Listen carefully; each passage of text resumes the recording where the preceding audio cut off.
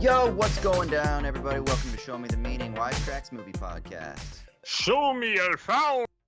Oh, no. That's right. I am Austin Hayden. I'm joined by the Show Me the Meaning crew. We've got Raymond. Hey, everybody. How's it going? And joining us once again, we have the beautifully bearded Michael Burns. Hey, friends. Glad to be here. And the beautifully shouldered today as well. Yep, It's too hot. that. It's just too hot, and spicy. fashion doesn't matter. And yes, if you're watching this, my disgusting hairy pale shoulders are showing. I apologize. Is that a tie-dyed singlet there that you were rocking? It is. It is. Yeah. Yeah. Just a Yin whole thing. yang. Yin yang? Well, wow. then it has Someone's the been reading the Greek or the Roman numerals for 6 and 9 inside of there as well. Because a yin yang is technically two things 69ing each other. Layers of meaning. Yeah, I came to bring the intellect today, so let's go. Looking forward to the philosopher reacts to your shirt.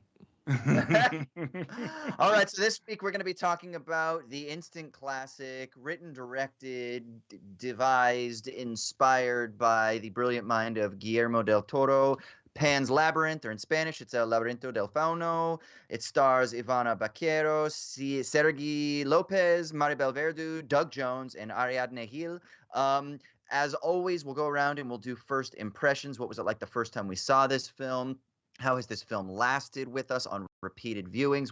Let's start with the guest this week, Michael. What are your initial thoughts? What was it like the first time that you saw Pan's Labyrinth?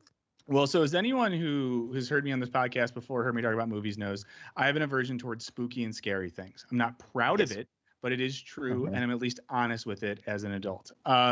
Because of that, I have not really kept up with Guillermo del Toro's movies, and I had never seen this movie before. So I knew a lot about it, from participating in the cultural discourse, listening to too many podcasts, and reading stuff. Hadn't seen it, didn't know what to expect, watched it for the first time, really enjoyed it overall, with the few instances where when there was what I described to Raymond before I went on as specific violence, I averted my eyes a few times in the film. Yeah. Didn't love some of the brutality, just at a sort of visceral aesthetic level. But thought it was a really interesting movie. And what I did not think is that it was a movie that would make me think about, the relationship between war and myth, and if it's possible to die a revolutionary death. And, it made me think some stuff. So I really enjoyed it. Excited to talk about it. But positive vibes from me as I take a trip into Spooky Town. Amazing. What about you, Raymond? I was actually a little bit late to the party on this one. I remember when it came out and was, like you said, kind of an instant classic. It was something of a sensation straight out the gate. And even folks who didn't really know how to grab it, I think still understood that it was like, oh, this is pretty unique and refreshing and exciting. And certainly, despite having made some wonderful films up to this point, my favorite of his is Devil's Backbone, which is kind of like a sister film to this. This really feels like his arrival as an auteur. This is the one that really put him on the map, at least globally, in a major way. The first time I saw it, I was actually living in New York, and my roommate was from Mexico. And I was watching the movie, and she had talked it up. She loved it. And for whatever reason, my DVD just kind of sputtered out at one point, and the subtitles just stopped working for like the last, 10 or 15 minutes of the movie. And I paused it and had to wait for my roommate to get back home. And when she did, I said, hey, when you're all settled, I need you to do me a huge favor and just like narrate this movie for me in just the last 10 or 15 minutes. Just live trans for you. 100%. And so, we sat down together and we watched the last 10 or 15 minutes of it, and she's keeping up with it, and she's getting really enthusiastic because, like I said, she's a fan of the movie. And she goes, oh, okay, he's saying this, and this is kind of how to interpret it, and this is what it means, and the specificity of the language is such that blah, blah, blah. And then we get to the end of it, and she's so amped up, and she goes, well, now I really want to watch this. And so we just restarted it and played it again. And it was one of those movies that even like sitting there in a dorm room, watching it on a laptop with, the subtitles, like I said before, I could still tell it was something really, really special.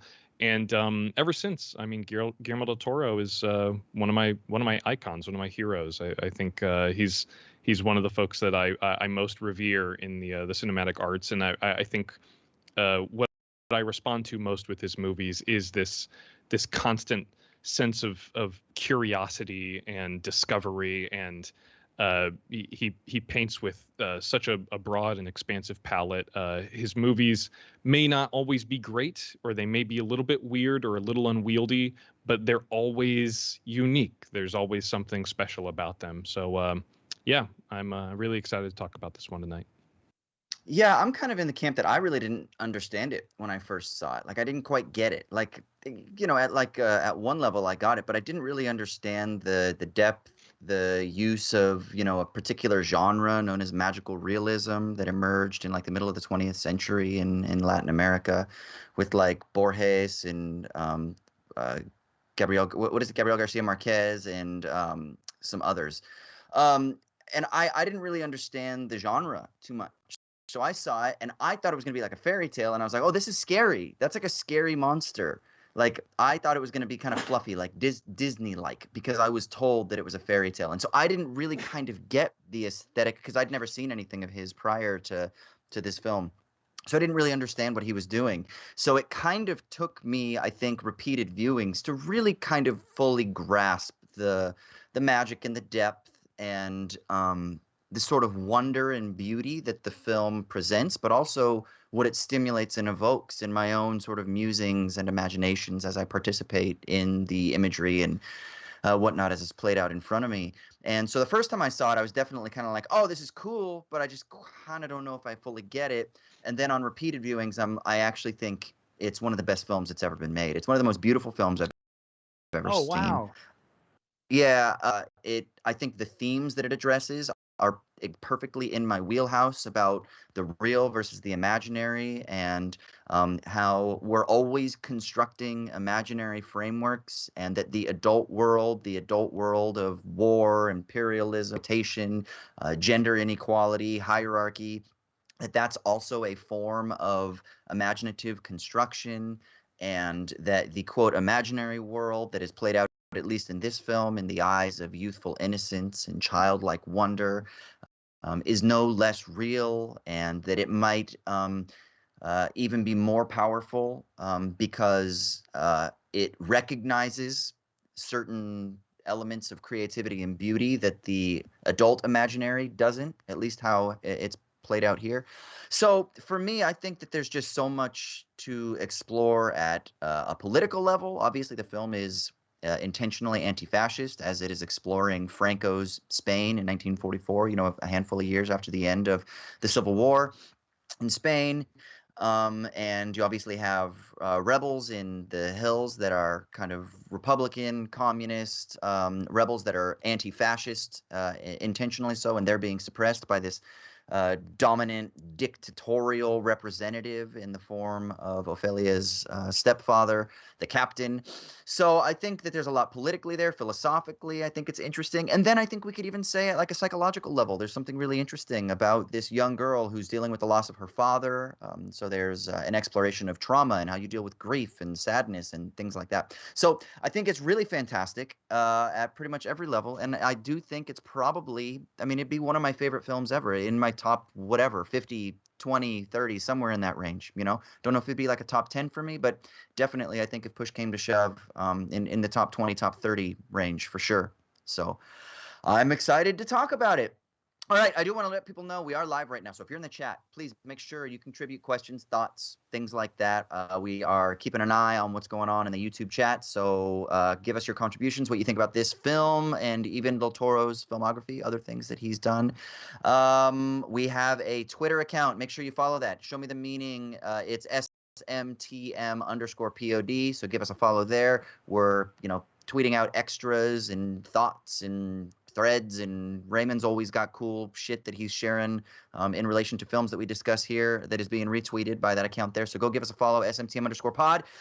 Before we start peeling this thing apart, I got to give a little rundown here of what this film is about for people that aren't familiar with the film, or if you are familiar with the film, here's just a quick little recap. All right, so basically, The film opens on a dying young girl who we come to learn is Ophelia. A voiceover tells us of a magical kingdom where a princess once reigned. And after she died, it was promised that her soul would return once again. So her father built these labyrinths everywhere so that she could find her way back to her underground kingdom. We then get thrown into the middle of Franco's fascist reign in Spain in 1944. A young home with her pregnant and sick mother so they can move in with Ophelia's new stepfather, the captain of a fascist outpost who's working to eradicate resistance armies.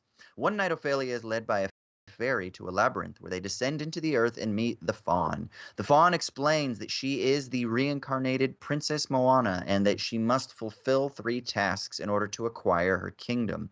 Now, she completes the first task with ease by retrieving a key from the belly of a toad.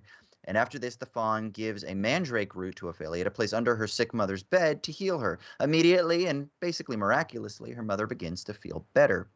Now, for the second task, Ophelia is charged with getting the dagger in an underground lair, but she's warned not to consume any of the tasty food that is down there. But of course, she succumbs and she eats a grape, waking the pale man, who ends up eating 2 of the fairies. And after this, of course, the Fawn is super pissed and he curses Ophelia and he tells her that she can never return to the underground world. Now, meanwhile, while all this is going on in the captain's house, there's some spies that have infiltrated the captain's ranks, and his suspicions start to rise, leading him to snuff out the traitors in his household. He kills a doctor and then captures Mercedes, who is a housekeeper. But before he can torture her for information, she stabs him multiple times, cuts his face up Joker style, and runs out of the house. The Fawn changes his mind, and he decides that he's going to give Ophelia one more chance. And he says that she must bring her newborn brother to the labyrinth. So Ophelia drugs the captain, grabs the baby, and then when she reaches the labyrinth, the Fawn explains that they must spill the baby's blood. But Ophelia refuses, and she chooses to protect the baby instead. Now, just at this point, the captain appears, grabs the baby, and shoots Ophelia. Then moments later, the captain is stopped by rebels who shoot and kill him without letting him give a message that he wants to his son, saying that no, your son will never know anything about you. The film then closes with Ophelia's blood dripping into the labyrinth, where she is then transported to a celestial type of kingdom, where it's explained that she passed the final test and sacrificed herself rather than her brother, so she's invited to sit on the throne next to her father and mother. And an epilogue tells us that she ruled wisely for many centuries and left quiet traces of herself in the human realm that are visible only to those who know where to look. End of movie. All right, before we continue, we got to give a quick shout out to our sponsor at Storyblocks. Storyblocks is the complete stock solution providing an unlimited library of over 1 million plus royalty-free, high-quality video, audio, and images through cost-effective subscription plans. Look, don't get stuck in your project because you can't find the right footage or sound effect or background music. I've been there many times. You get frustrated, then you got to try to figure out some sort of way to rip something, and then it might not be legal, and then you're risking yourself, and then even then it's not good quality, or you have to pay for it or something like that. Don't deal with any of that madness. Head over to Storyblocks, which is a badass content library, and you can get all your friggin' royalty-free goodies. So storyblocks.com/wisecrack, or you can click the link down in the description so that you can learn more about Storyblocks. Again, that's storyblocks.com/wisecrack, or click the link down below so you can learn all about the risk-free quality goodies that you can get from Storyblocks. They're badass. I use them. Wisecrack use them. Just go. There's no reason not to. Storyblocks.com/wisecrack. Click the link down in the show notes. Now back to the show. All right. So this film has been sort of notably placed in this genre that is called magical realism. Now, some people like the term. Some people think the term is actually a useless term because it can be too broad, because once you start thinking about the imagination, then isn't everything magical realism? Isn't all cinema, all storytelling, isn't everything, even documentary, isn't that magical realism? But the point with magical realism is that it's intentionally trying to bring the fantastical or the supernatural or the mythical into real world, rather than a film like Lord of the Rings, which takes place in a sort of fantasy world. Fantasy is sort of infused into the quote-unquote real world. So that's what this film is kind of, that's where this film is oftentimes placed. So I think one of the interesting things we can talk about here is what is magical about this film, and what do we think the film does by blurring those lines between the quote-unquote magical, fantastical, and the quote-unquote real? And then what can we do with that? Like, why is that amazing? And then, of course, more importantly, how does Del Toro do it, right? And like, as a filmmaker, let's talk about that execution a little bit. Raymond, you got some initial thoughts on this? Oh, sure. Why not? I think, boy, this is a lot to snap off right at the beginning. But you kind of alluded to something I think pretty instructive in your opening thoughts on this, Austin, that Del Toro has stated pretty explicitly, like on the commentary for this movie, he says he doesn't believe in government, he doesn't believe in borders, and this is a movie, like you said, that sort of interrogates that tension between the accepted fantasy of, you know, once again, what he says in the commentary is like politics, religion, money, you know, class, etc. All of these things are, you know, validated as adult concerns, but fantasy is stigmatized, or it's relegated to childhood, or looked down upon, or you know, however you want to describe it. And there is this beautiful, not just lack of judgment, but real embracing of the fantastic across all of his movies. He did this wonderful interview with I think her name is Carolyn Frumke. She's a fantasy author. I believe she did Inkheart. I'm not familiar with her work, but they referenced a few of her books in the interview that the two of them were doing together. And he said, you know, 100 years from now, people will look back and say, wow, they were crazy, all this stuff that they were doing, and what, you know, why would that make any sense to them? But fantasy will still be timeless, you know. It'll be just as timeless as it is now, despite being 100 years old. It'll still be timeless 100 years hence. And there is a sort of strain of that in this film that I know there are a lot of folks who watch this and fret over the ambiguity of it all. You know, is it all in her head? Are these two parallel realities that Ophelia is just able to kind of move between? And I think that kind of misses the point, that to Ophelia, it is real. It may just be subjective, but it is real, and all of the events of the film, both in reality and in fantasy, both inform and sort of instruct her in a certain way, and help her develop and grow as a person. So what can really be more real than that, you know? And I think that's kind of the secret to it, is just he engages this world at her level, and despite what everyone is telling her, he makes a point of always having her make her decisions, make those decisions for herself, even if it means disobeying the authority figures. She's always she's always sticking by her gut and engaging the world on her terms. And I think that is, to answer your question, I think that's really really a key part of why the fantasy aspects of this work so well, especially when the lines start to blur. Yeah, I think like one way I definitely read it a little bit was like this idea that there's no room for magic and fascism, and that like because the, you know, non-Labyrinth world is so coldly fascistic, it's almost like they pushed out the realm of dreams and fantasy and magic, and it had to find home underground. So there's this like uneven surplus of imagination and magic on one side, because the political reality of that world has no room for that, no space for imagination or wonder or magic or anything like that.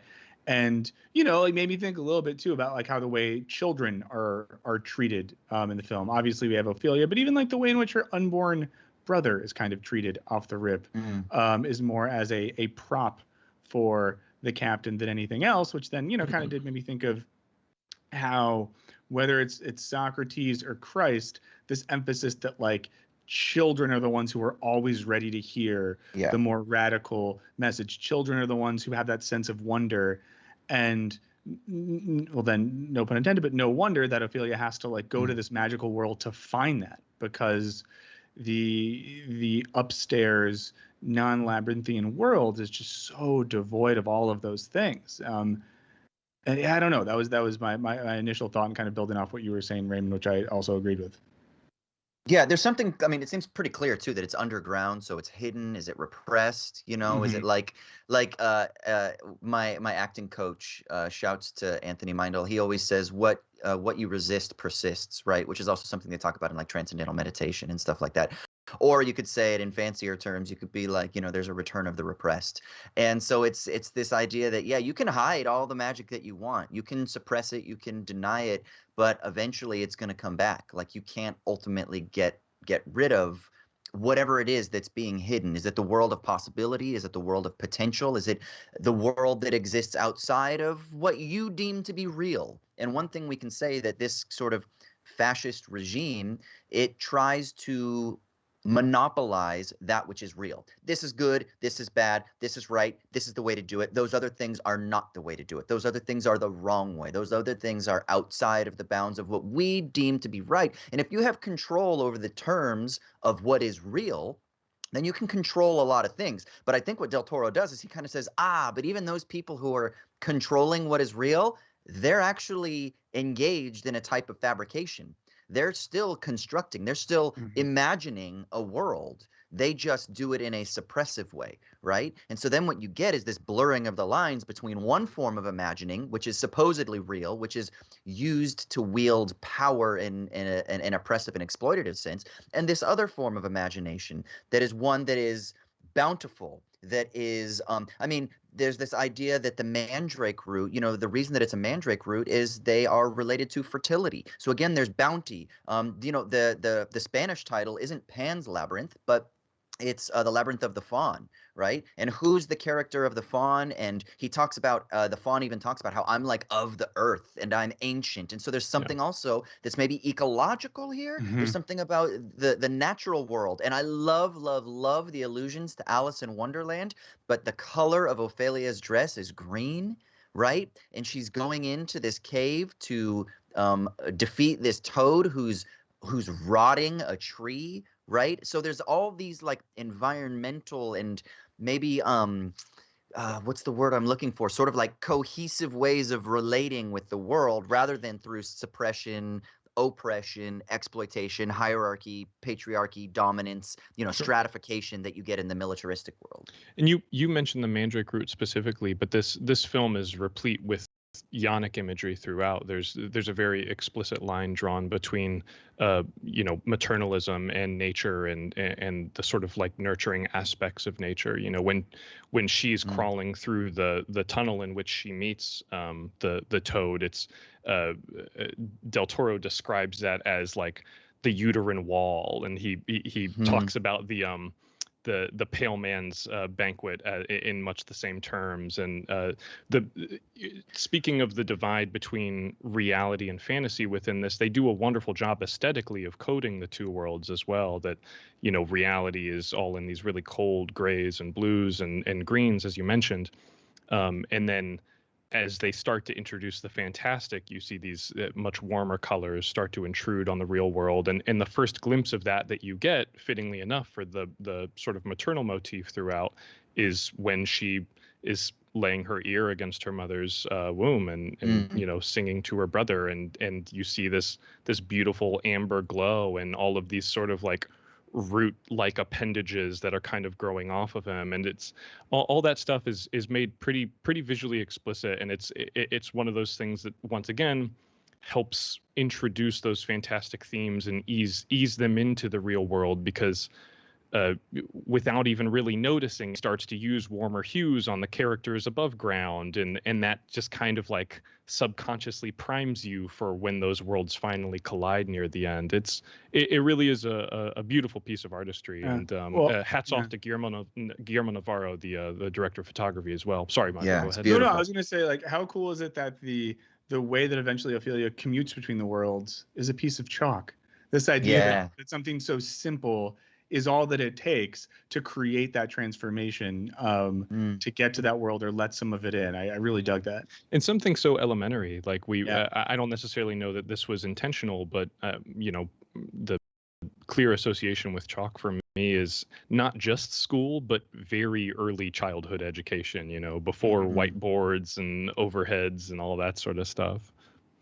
Yeah, what do we think? There's something. So Misty in the chat said that they always say that fans of Miyazaki should watch Pan's Labyrinth. When you were talking earlier, I was thinking of Miyazaki too, because a lot of Miyazaki's themes are exploring children versus adults, right? Ecology, peace, nature versus Sure. sort of the industrialization and technologization of the land and of our own human quote unquote natures, right? So there's something that's being explored here. What do we think about? And philosophers love to talk about this too. One of my favorite philosophers, a French philosopher named Alain Badiou, talks a lot about youth as being like. I was gonna bring him up later. I had this note. It was gonna be all smart and how you did. So when I do it, people will be like, "Wow, Michael comes on and just like fucking copies whatever Austin says. It's pathetic." Sorry, keep going.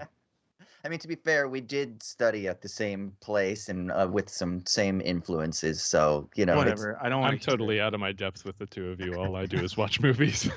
Hey, fuck, I love it. I love it. But it's this idea of romanticizing, maybe to the point of fetishizing, but romanticizing youth as an agent of revolutionary change. And there's something about that. And what do we think here? What is this film exploring about the innocence of childhood? Is there something just inherently good about childhood? And then is there something inherently bad about getting old and getting stodgy and getting cranky? Like, is it that, because that seems to be something that's explored, whether or not it is drawing the lines as hard as I'm drawing them now. What do we think about this tension? Well, I'm curious what you guys think about the captain's watch, right? Because that's his connection to childhood and his father and his death.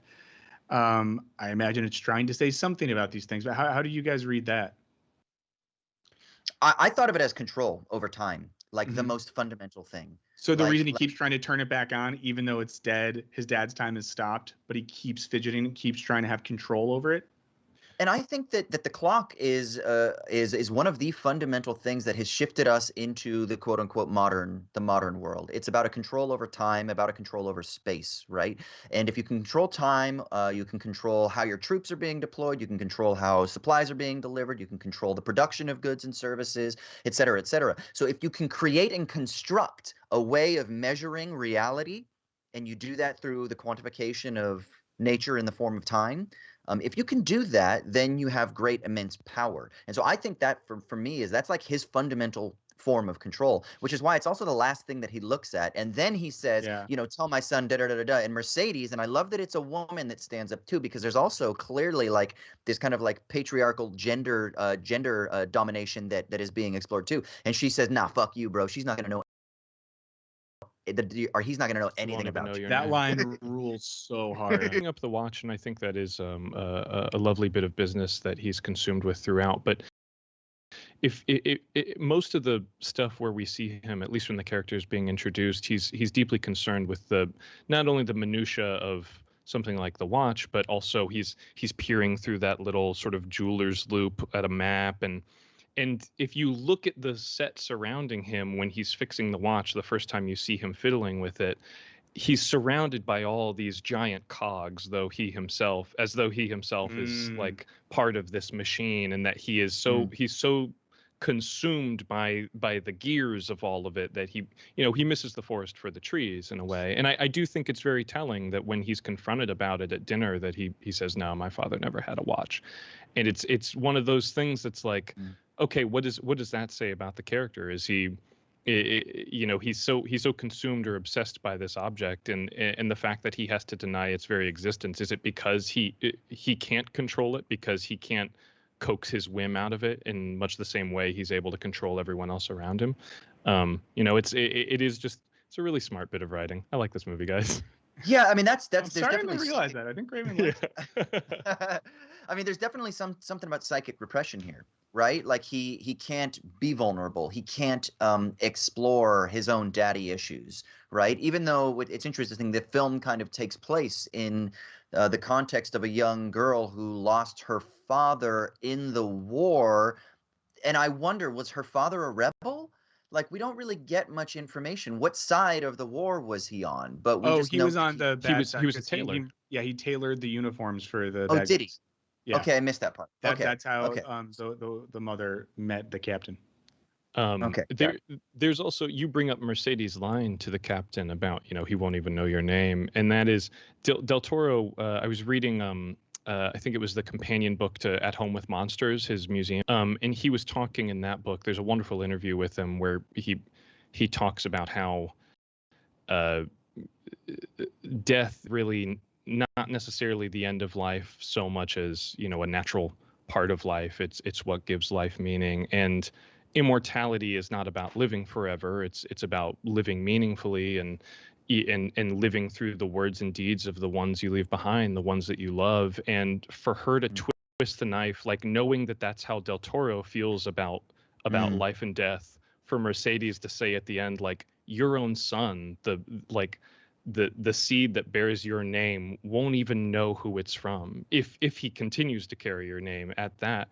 It's just one of those things that, like, knowing Del Toro's thought process on all of this, it becomes so much more of a fuck you, because it's like, oh, not only is the captain dying, he is ceasing to exist by having no legacy. Yes. And for someone as vain as he is, that is a fate worse than death. Yeah, well, so Del Toro quotes Kierkegaard, a Soren describing this. I found this quote earlier, and of course I got all giddy when I heard he talked about Kierkegaard in relation to the movie. But Del Toro said, I always think of that beautiful quote by Kierkegaard that says, "The tyrant's reign ends with his death, but the martyr's reign starts with his death." I think that is the essence of the movie. It's about living forever by choosing how you die. And I do think, like, that's why the final scene and the pile of death is so important, because I think we see that contrast. What does the tyrant's death look like? We see it in the captain. What does the martyr's death look like? And maybe we see a version of that in Ophelia. You certainly see the martyr in the doctor who oh yeah, definitely, who puts the rebel out of his misery. And on the fittingly enough, on the commentary, Del Toro says that the last 15 or 20 paces that doctor takes before being shot, he told the actor, this is the pinnacle, this is the highest moment of your life you've ever done, and you're gonna die knowing that. Yeah. And this connects back to something Austin said. Oh, go ahead, Austin. No, go ahead. Yeah. No, and this just reminds me of the French guy you brought up earlier, who likes that idea of, like, of becoming immortal, which just means, like, living for an idea or a cause that transcends your mortality, so that in a sense you can be a martyr, you can live forever, you participate in something that's so great that even after you're gone, there's still the effects of that are happening. You're still connecting to that idea. So these effects, let's say they're there, but at the surface, right? And the whole epilogue where it says they're visible only to those who know where to look. So is that the idea that Ophelia, that her martyrdom, the imprint that she left on the world is there? And it's kind of, because it's a fairy tale, so we could kind of imagine you telling this to a child and then inspiring your child to look for the marks of Ophelia. Right? So it's almost like, I just got chills. I don't know if you guys find this. I literally just got chills thinking about this. Give yourself goosebumps, buddy. I did. I gave myself goosebumps. But it's like this beautiful flower is blooming on the tree where she left her dress when she went in. And so the idea is that there are these fingerprints there, but you have to know how to look and you have to know where to look. But what that does is it sort of challenges you, inspires you, and maybe even empowers you to continue to live in the wake of the event that was Ophelia, right? And there's something lovely about that. I'm just getting head nods. So I feel like I'm in church I think you also Amen. just, like, Amen, brother. No, do you want me to tag that? Yeah, I agree. No, I too agree, Austin. Good job. I think it's one of those tough things that all three of us are going around and we're just like, you know what I love about this movie? You know what I love about this? And I'm not going to say, no, Austin, you don't love that about that movie. Right. I mean, if we need someone to be negative, I can be a little bit negative if that fuels the conversation on. I guess for me, I don't know. I think there's something about. Okay, I'll devil's advocate myself. I understand a certain necessity of the brutality in the film for getting at the gnarliness and the absolute lack of concern for life by the fascist. Obviously, I think for me, the scene that hit me the hardest as someone that doesn't like super gnarly violent stuff is the father and son who were hunted for rabbits. And that was, like, really brutal. There is a part of me that a little bit is like, and this is one of the reasons I avoid spooky stuff sometimes, because I feel like it's used for effect, but without much residual meaning. Now, in this film, I felt a good amount of impact from those scenes, but I wonder, like, I don't know. I wonder for y'all who know more about Del Toro, and maybe there's one person listening to this podcast that's also as naive as I am about those films, and one other person who hates spooky stuff. I love you, and I'm here for you. I don't know. You say a little bit more, like, why do we need that? I think when you read about the Spanish Civil War, there's something insane. Like half of the casualties were summarily executed, or just like murdered in cold blood. They weren't like combatants, or or if they were combatants, they were executed long after they had left the field of battle. And I think it was likely pretty important for him to demonstrate that brutality up front, to recognize that, like, not only is this person evil, he's inhuman. He can't be reasoned with. There's there's nothing that you can appeal to. Sacrificed his humanity. And I also he calls think himself some type of monster in the film. Like, he refers to himself as a monster. And of course, over the course of the film, he slowly transforms into one. He is, little by little, he's deformed by the injuries and the wounds that are inflicted upon him. But I also think that giving the movie not only that sense of heightened stakes with his presence, but also demonstrating that this movie as a piece of art has the capacity for that degree of extreme violence. I think this is, I'm not saying this in a reductive way, but in just sort of a literalized way, it's a way of pulling older audiences down to its level, to say that, like, you're not above fantasy. Like, I want you to see the world through a child's eyes, as fantastic and as frightening as that may seem. In equal parts, take the good with the bad. I would say the only hard part I have with that then is, and I want to hear Austin's, and I just wonder this too how it relates. One thing I had a little bit of a slight problem with was the mom, because I'm like, wow, you seem great. Ophelia loves you a lot. Why did you get impregnated and marry this horrible guy? And then, of course, I thought maybe that's like a protective mechanism. I don't know what the world was like for her when her husband died. But there was a part of me in the movie that got mad at Ophelia's mom for putting her in that situation to begin with, which took me out of it momentarily. Yeah, interesting. So there's so much here that I thought was fascinating. You were talking about how the captain is referred to as a monster. He sort of transforms into a monster, and then he gets Joker-fied. And then the sort of brutality of, let's just take that one scene where he uses the wine bottle to smash the young man's face. I like the fact that the quote unquote real world has humans who are more monstrous than the monsters of the underworld. Although the Pale Man is pretty fucking scary, but the Fawn, just from his appearance, is terrifying. And you're like, oh my God. But yet Ophelia's not afraid of the Fawn. And these fairies are pretty creepy looking. They're not like Tinkerbell, right? It's like they're kind of a little scary. They kind of look like orc-like. They're kind of demon-looking, and they're kind of creepy, right? This wasn't like Julia Roberts and Hook, No, it was not. Although I heard she was much more difficult to work with than the fairies. True. So what you get then in the real world is the world of monsters, like real monsters, bad monsters, the monsters of imperialism, the monsters of fascism, the monsters of oppression, things like that. And I think one of the things that's interesting is, well, where do these stories come from? These stories come from the fears of what is potentially in humanity that are then monsterized in the form of vampires and werewolves and ghosts and goblins and ghouls and things like that. Because it's actually us. And this goes back to what we talked about with Apocalypse Now. Like, horror has a human face. It's really like the worst of what is possible within humanity that we deem to be the monstrous, right? But it doesn't mean that you have to look like a monster to be monstrous. You can look like a monster and actually be the hero, right? Like Hellboy is a great example of this, right?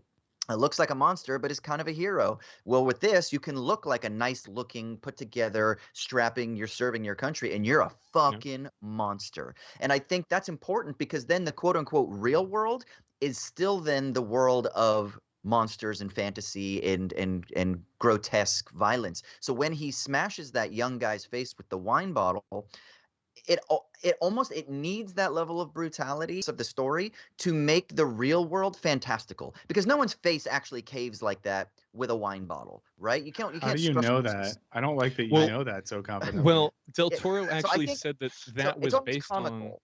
Well, Right. Del Toro said that was actually based on something he witnessed firsthand. That he got into not necessarily a bar fight, but he and a friend were jumped, and some guys were hitting Guillermo del Toro with a chain, and their friends were hitting Del Toro's friend with a wine bottle or a beer bottle, I think it was, and the beer bottle just didn't break, and they kept just jamming it and just hitting him and hitting him, and he was like, "I'm getting my ass beaten with this chain," and all I could think about is like, you know, it always breaks in like westerns and stuff. Like, Yeah, the sugar it's just glass. so yeah, exactly.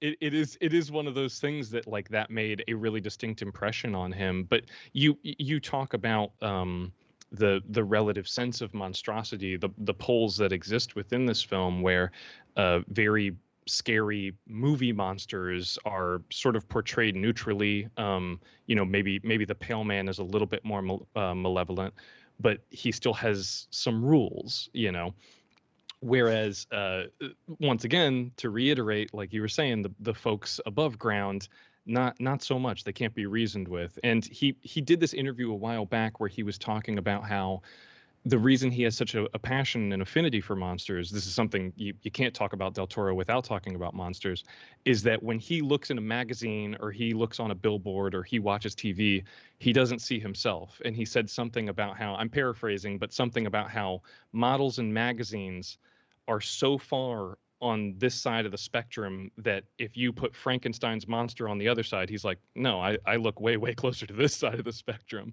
And that just, he's like, you know, it is part of his sort of identity, his empathy with these creatures, that, you know, that they are us, that the real monstrosity in his mind is the sort of canonized sense of beauty that everyone is expected to maintain, even though it may be unattainable. Yeah, he gave a really good speech to that effect. I think it was after one of the awards that Shape of Water got, whatever year that was that the Oscars happened. But yeah, I found it very compelling at the time, even though I hadn't watched many of his movies. Yeah. It's interesting. So, and then kind of picking up on your point, Michael, about being a little bit frustrated about why the mother would put Ophelia into this situation in the first place. I mean, the chat's going off right now with some good contributions. Donna said, you know, it's a time frame where women didn't have many choices, Yeah. especially when such an opportunity is presented to her. Shelter and the possibility of her daughter living a better life. There's something interesting. One of the soldiers at one point, when he's touting like the benefits of Franco's regime, it's fire and bread. Every household that is united under this regime is going to have fire and bread. So it's like the basic elemental components of life. It's like if you just embrace this nationalistic, united regime, then you will have warmth, fire, which is also like the foundation of technology. Right? So there's maybe a nod to Prometheus here and this idea of humanity being bestowed with the gifts of being able to have control over nature, right? Which is also why you have the captain with the clock and standing in that workshop, you know, fiddling with things and like the gear And Prometheus, of course, imagery. whose eyes were pecked out, you know. So there's something interesting maybe there. And then bread, which is food for survival, right? So there's something about creating this world that will have mastery and that will protect you. And in this world, in order to be fed and to kind of participate in the kind of like modernization of society, maybe she didn't really have many choices, so she had to Definitely kind of fit Imagine within so. that. And so that seems like that seems like maybe the obvious way of thinking about it. But then at the same time, you still think like, what the fuck, like. I know it is kind of shitty. It is kind of, you feel like it's kind of shitty, and it's like there's an empathy that's like, okay, so we understand, but at the same time, does that justify it? I don't know. It's one of those sticky situations. There's also kind of a subtle implication that the captain may have been responsible for her husband's death, or that he kind of had his eye on her before he was disappeared. Her husband was disappeared. So So do you think then he was I think responsible there's for the I death, and think then he there's like forces her to I come? think there's kind of an Yeah. implication Because that's the that most monstrous shit one could do. So Yeah. why not? yeah, I think there's sort of an implication that she not only like she didn't meet this guy in a park and just find out about the fascist stuff Oh, he later. wasn't playing the violin Yeah, in a they didn't. park. I don't think they Wow. had a meet cute. And yeah, I think you But he was you so bring nice up to her at something that dinner. you bring up something interesting about I hadn't really thought of the Prometheus connection with the Pale Man until you mentioned that, Austin. But also the bread that when they're talking about that has the sort of the screed on the back, the polemic written on it. That was a real thing. Like that, loaves of bread were dropped all over Spain with fascist propaganda written on the back of them. And that's something that, like you said, within that one scene, you can see how persuasive that could be. Yeah. Can we just nerd out for a little bit now about the practical effects? We haven't been effects? nerding out already. Yeah. About the filmmaking craft. You know, we've been talking a lot about the themes and the storytelling devices. Yeah, But all let's just praises talk about due the to fucking monsters yeah, all and the praises due cinematography and the close. Yeah. to David Martí and her name is Mansi Ribe. They're the two effects artists, the makeup artists who were awarded Oscars for their efforts in this. Just a match made in heaven. They've done, I think, most of Del Toro's work, and now, of course, after the Oscar win, they've worked on tons of stuff. And Doug Jones as well, an often overlooked actor who, spends as much time underneath makeup as he does with his normal face. That this really is like it's so cool to watch all the behind the scenes features on this movie and see the sort of like Justice League of practical effects coming together to make something really, really special. Even this was, I think, in some of his movies, the CGI cat is kind of out of the bag a little bit. Maybe Crimson Peak, which is one of my favorite of his, it gets a little bit awash, even though they used practical effects and then did CGI augmentation over it. Sometimes it feels a little bit too heavy, but this one is just a wonderful blend where they're using the CGI to extract Doug Jones's real legs and just legs behind, and I mean, there's so many incredible design anecdotes that they reveal in the behind the scenes stuff. I could talk about this all day, man. Well, let's keep talking about it then, brother. I didn't want to hog the mic. I thought you guys might have some thoughts. Go. I mean, This is it looks shit. very good. I enjoyed watching it because of how it looked good, and I appreciate the work done by those folks. I think the thing that I want to draw attention to are a couple of ways of that this film really comes to life for me. Like, one, the color palette, I think, really serves the fairy tale vibe. Like, it just looks, as soon as the film starts, it looks magical. The greens, it's almost a little oversaturated, and so it kind of just creates this mood and this tone as soon as the film starts, right? And then there are these really clever editing devices, like these use of like the use of cuts, like panning across a tree that then sort of cuts between scenes. All those vertical wipes that kind of give the suggestion of flipping a page in a storybook. Yeah. Which is amazing. And then it's the integration of practical and special effects, of CG effects with practical, that I think is wonderful. So often we see films that over rely on CG, and they don't do the monster makeup and the silicone like a Carpenter film or something like that. But I am a huge fan and advocate and supporter of the use of practical effects. I just think there's something truly wonderful about seeing a human in a rubber suit. And then on top of that, then what you have then are the ways that all of these things are brought together with like a really lovely, simple soundtrack, I think, that almost kind of plays in the background. I mean, there's that that lullaby, that humming. It's fucking fantastic. It just kind of sets this tone, and I really feel like it's an adult fairy tale in so many ways.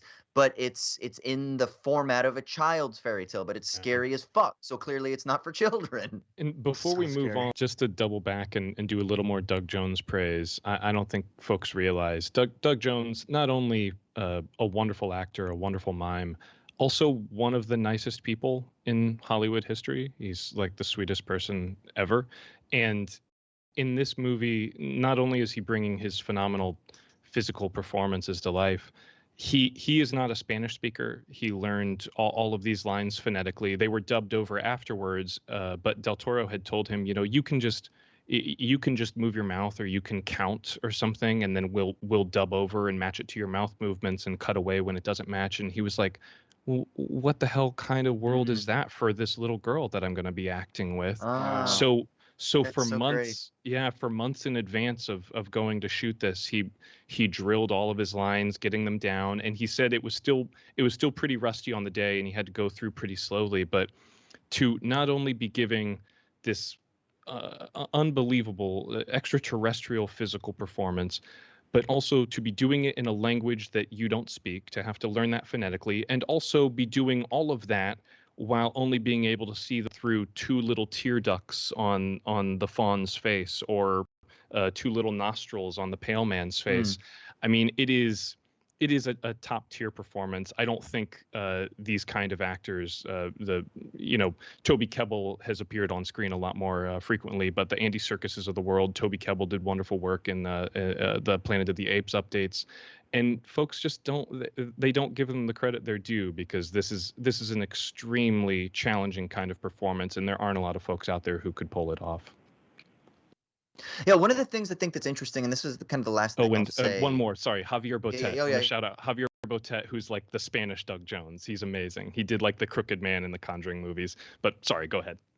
No, I think the last thing I'll say about this film, from my perspective, is that this film, it tells story, and it uses certain technological devices in telling story in a way that is so unique, because it kind of is just literally creating a world and creating a narrative and creating a way of communicating morals without, it feels like, without one condescending to like what people want to hear, or without kind of condescending to the way that we use storytelling devices. Like, there's something, I don't know if it's just because I'm like seduced by the film, but it feels very unique and original in how it just tells story, by kind of just creating a fucking fantasy and creating a way of telling a moral tale, and it's using historical experience and things like that. But I don't know, there's something so clever and unique about it that it makes sense then that the makeup is going to be unique, that the performances are going to have a unique flair to them. Like, when you create a space like that as a filmmaker, or as someone who's creating a collaborative environment, everyone kind of buys into it, and they can kind of like contribute something. And I think that's just like a really wonderful way to be a manager. And a director really is a fucking manager of an artistic project. And I think that's fucking amazing. Wow. So well put. He has wonderful control over each and every one of his visions. He describes his crew as being a table, that there are four legs. It's the director, the cinematographer, the art department, and the wardrobe department. And if the four of them are not doing the same job and not working together, then it all falls apart. And he, it comes as no surprise that he would have such a clear visual metaphor for what he does. Yeah. All right, final thoughts, Michael, before we jump into the mailbag here? Really good movie. Glad I watched it. Glad I got bullied into it. And I think anything that makes you that remains a fairy tale while talking about the wonder that's still possible in our deaths and mortalities, I find really interesting and really important stuff. And anything that deals with learning how to die and thinking about the meaning of death, I'm all in on that. So, yeah. Does it make you want to watch more of his work now that you've kind of cracked the You know what? I'll be honest. Still probably no on some of the stuff. Nervous. You will not find me watching The Shape of Water anytime soon. Maybe like oh God, you had mentioned the title before that he says is like the spiritual cousin. Devil's Backbone. Yeah. So I will start there. I'll say this has made me want to watch Devil's Backbone. I will see where the spirit leads me from there. That's a great one. That's kind of like the ghost story to this one's fairy tale. Cool. And it takes place 5 years before this movie and was made exactly 5 years before this movie. Like he deliberately spaced them out. And there are actually two characters from Devil's Backbone that are found dead in the forest in Pan's Labyrinth, for keen-eyed viewers. And apparently there's supposed to be a third, right? There's like a kind of spiritual trilogy that he's been promising: Devil's Backbone, Pan's Labyrinth, and then a third one is forthcoming, correct? I've heard stuff like that, but he has so many unmade projects that he'll talk about something and then he'll push the ball forward for a while, and it's tough to get a movie made, especially movies as unique and esoteric as his are. But hopefully he's got a new one coming out this year, Nightmare Alley, a remake of a really, really good movie from like 1949. Highly recommend checking out the original in advance of seeing that one if you haven't already. And yeah, I think after the Oscar for Shape of Water, it seems like he has a little bit more freedom. Hopefully he can get a few more things off the ground. Awesome. Okay, cool. Well, let's jump into the mailbag here. If you out there want to contribute, ask us any questions, send us any film recommendations, you can do so by either leaving us a voicemail at 1-213-534-8807. That's 1-213-534-8807. Or you can email us at movies@wisecrack.co. That's movies@wisecrack.co. We've got a voicemail. Let's roll it. Hey guys, this is Ernie. I'm out in Highland, California, and I was just wondering, do you think that the film Snowpiercer would have ended better if Chris Evans had taken the mantle and run the train instead of destroying it? Because everybody's going to die now. Everybody's dead, and we just got two survivors walking in the snow. And as far as we know, there's no one else left on Earth. So just wondering what you guys think. Thanks a lot. Yeah, so at the end of Snowpiercer, we talked a little bit about this last week. At the end of Snowpiercer, they blow up the train. You get a couple survivors, at least the only ones that we see at that point. You see this living polar bear off in the distance, and the question is there a little bit of hope because it's actually warming outside? So, nature will find a way, sort of thing. So maybe there's a hope for humanity, and now this sort of oppressive train system has been derailed.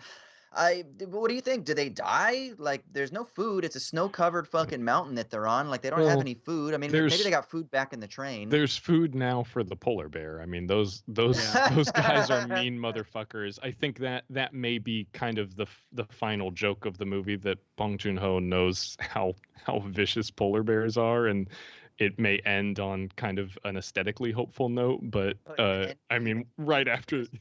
Humanity should just kill itself? Is that what you're saying? If you stick around for the Avengers teaser at the end of the Snowpiercer credits, it's just a fucking polar bear wandering around with a bloody snout.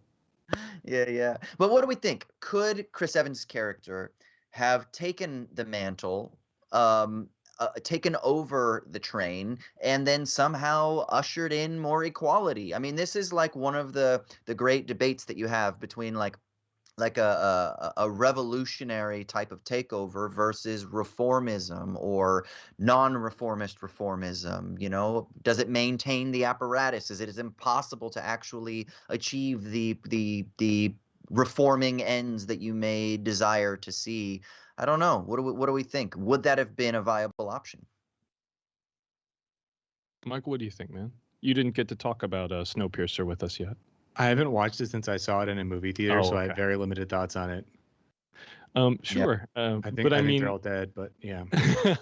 But I think the question in general is one that I'm sure someone such as yourself, concerned with philosophy, has often considered. The notion of, like, is it worth it to upend a sort of inherently inequitable system, even though it means not just massive collateral damage, but within this specific example, quite potentially the extinction of humanity, can maybe what Austin, you had mentioned before, can the master's tools be used in some way to deconstruct the master's house, and would Chris Evans be able to have guided that? Yeah, I don't know. I think like nature is fine. If the option is like a shitty, unjust world, or you just blow it all to bits and let the animals cook, why not?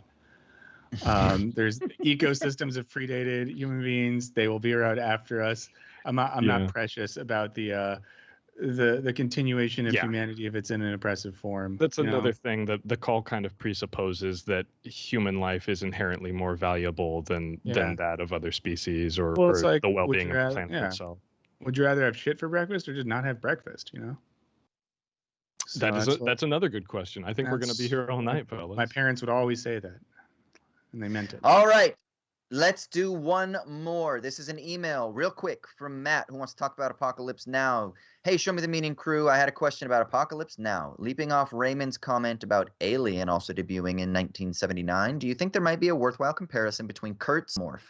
In his I've Seen Horrors monologue, Kurtz ends on the need for using primordial instincts to kill without feeling passion or judgment, because it's judgment that defeats us. This notion echoes Ash's admiration of the alien as a survivor unclouded by conscience, remorse, or delusions of mortality.